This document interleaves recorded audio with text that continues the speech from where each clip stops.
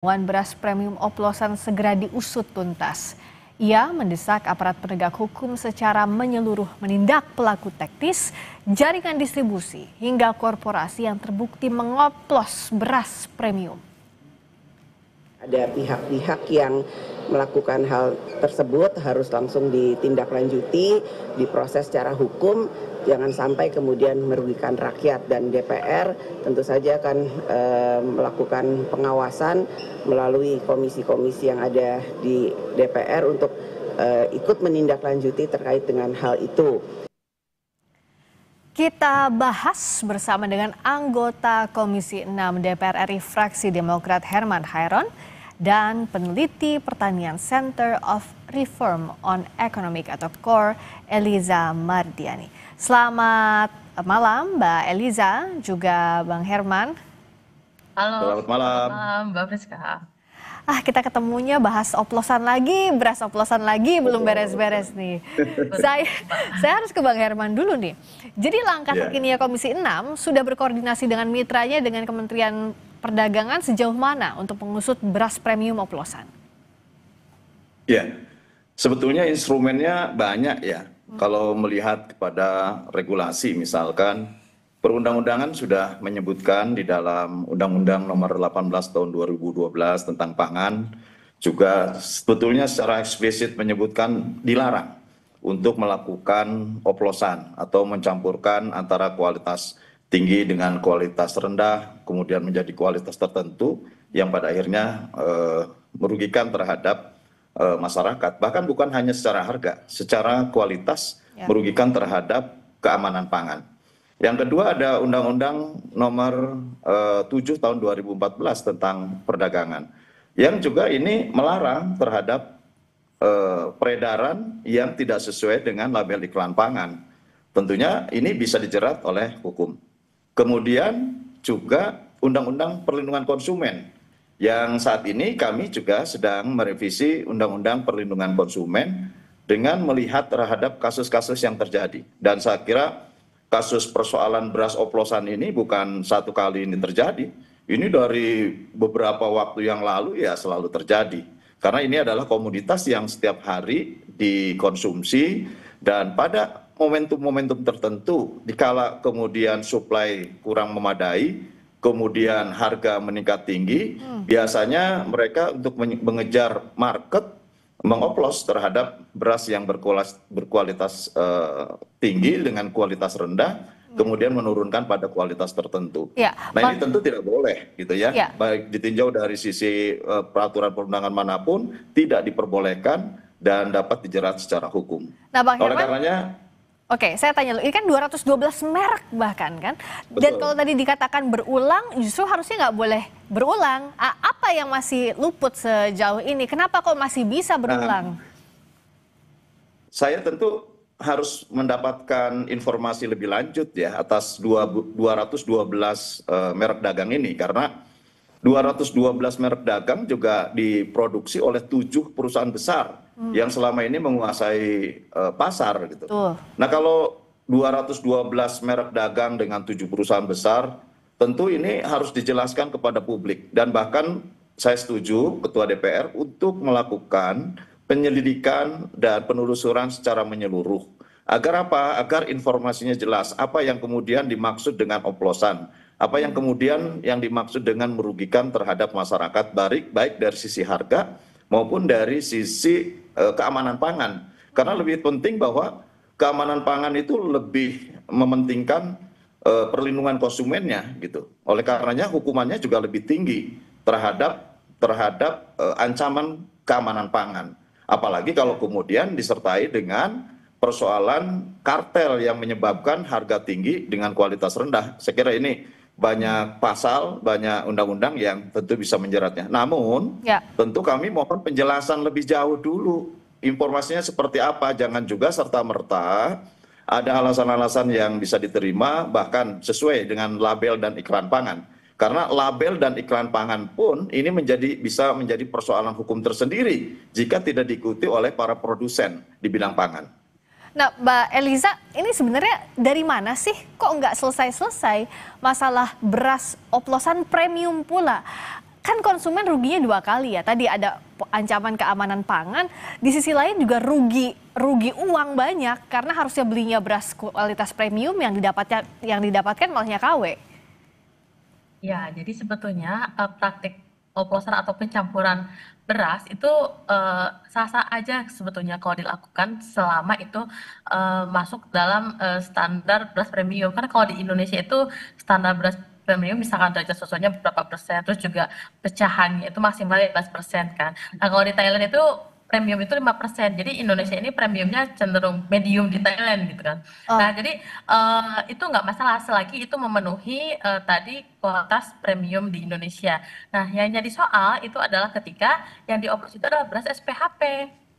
Yang mana beras SPHP ini itu untuk masyarakat menengah bawah. Jadi kan karena SPHP ini dia disubsidi oleh pemerintah sehingga ketika harga tinggi itu kan kalangan menengah bawah ini mereka bisa tetap membeli harga beras dengan harga yang terjangkau gitu. Membeli beras dengan harga yang terjangkau. Nah, ketika SPHP ini bocor dijadikan premium, nah berarti kan ini yang mengganggu dan merugikan konsumen terutama kelas menengah bawah karena mereka dari sisi ketersediaan beras SPHP ini kan jadinya amat sangat sedikit kan. Nah, sehingga mereka ujung-ujungnya malah membeli juga harga beras dengan harga tinggi gitu. Beras dengan harga tinggi. Nah, ini juga kita lanjutkan lagi Sapa Indonesia Malam dengan dialog seputar beras oplosan bersama dengan anggota Komisi 6 DPR fraksi Demokrat Herman Hairon dan peneliti pertanian Center of Reform on Economic atau CORE Eliza Mardian. Saya ke Mbak Eliza dulu ya, tadi sempat terpotong dengan breaking news. Bagaimana jadinya, apa yang sebenarnya harus segera dilakukan oleh pemangku kebijakan soal ini?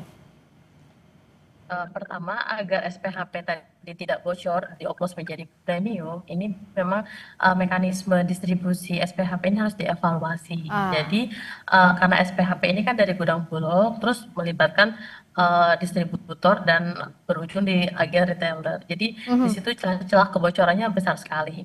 Nah, kalau misalkan SPHP ini disalurkan seperti halnya bantuan pangan non tunai untuk keluarga miskin, nah mungkin ini akan lebih tepat sasaran ke keluarga penerima manfaat. Jadi misalkan pemerintah itu kan sebaiknya SPHP ini dikuasai oleh pemerintah penyalurannya, jangan melibatkan swasta gitu.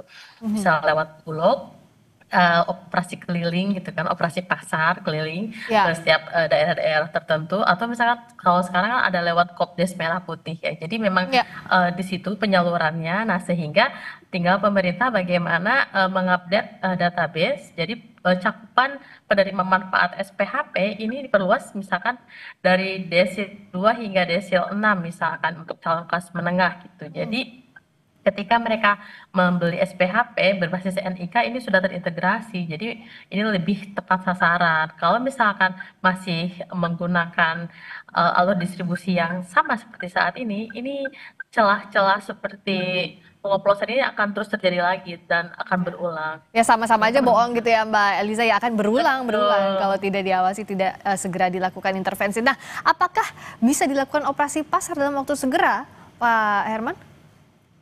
Iya, ini bahaya ya, status membolehkan oplosan itu sebetulnya bahaya. Karena secara umum ini akan melegitimasi terhadap oplosan. Karena regulasi tidak memberikan ruang itu. Ya, dalam regulasi tidak memberikan ruang itu.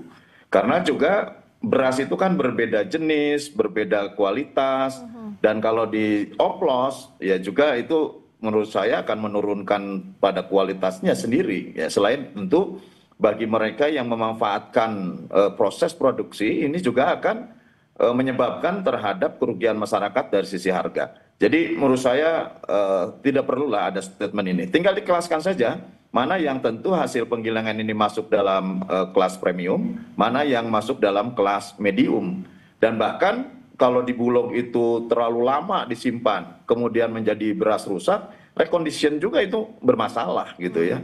Dan tentu untuk penyalurannya ada. Kalau misalkan memang beras itu rusak dan kemudian masih bisa dimanfaatkan, ya ini bisa dimanfaatkan untuk yang lainnya. Misalkan yang broken ya nggak bisa dicampur dengan yang utuh. Yang broken ya nanti bisa menjadi bahan tepung dan lain sebagainya. Bahkan yang rusak bisa menjadi pakan ternak gitu. Ya, artinya Yang dalam di-push dalam waktu dekat apa? regulasi tidak ada toleransi lah untuk oplosan itu ya. Di regulasi nggak ada toleransi untuk oplosan, tapi ditegaskan dikit lagi aja, Bang Herman, singkat saja, apa yang bisa dilakukan dalam waktu dekat? Apakah harus operasi pasar untuk memastikan?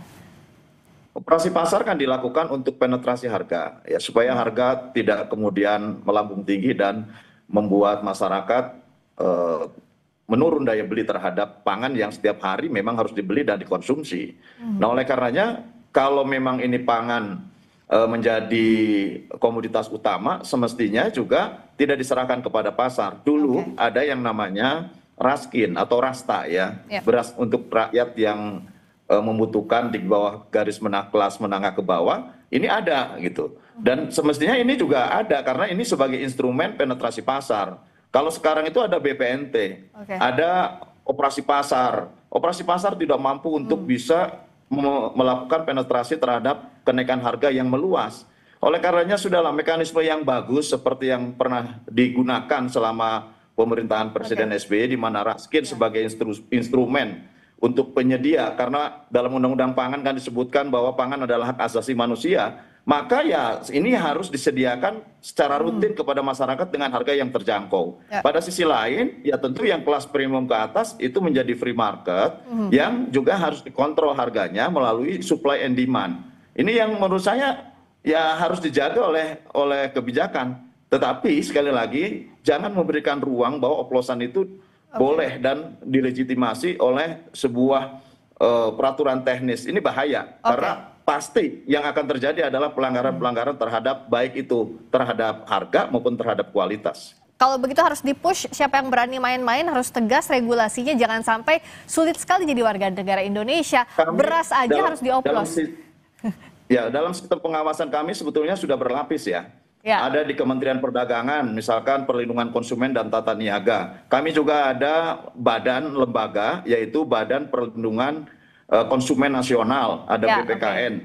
Jadi sebetulnya lembaga ini sudah cukup memberikan kekuatan untuk bisa melakukan pengawasan terhadap pelaksanaan undang-undang, baik undang-undang pangan maupun undang-undang perdagangan dan undang-undang perlindungan konsumen. Tetapi yakinlah bahwa kami sedang menyusun dan kami akan lebih memberikan ketegasan kembali di dalam regulasi terhadap para pelaku yang melanggar hukum di bidang pangan. Ya, ditunggu ketegasannya, jangan sampai beras aja harus dioplos. Padahal ini jadi bahan makanan sehari-harinya warga negara Indonesia. Terima kasih banyak Bang Herman Hairon, anggota Komisi 6 DPR Fraksi Demokrat. Terima kasih juga peneliti pertanian dari KOR, Eliza Mardian. Terima kasih Mbak Eliza, terima kasih Bang Herman, selamat malam. Terima kasih.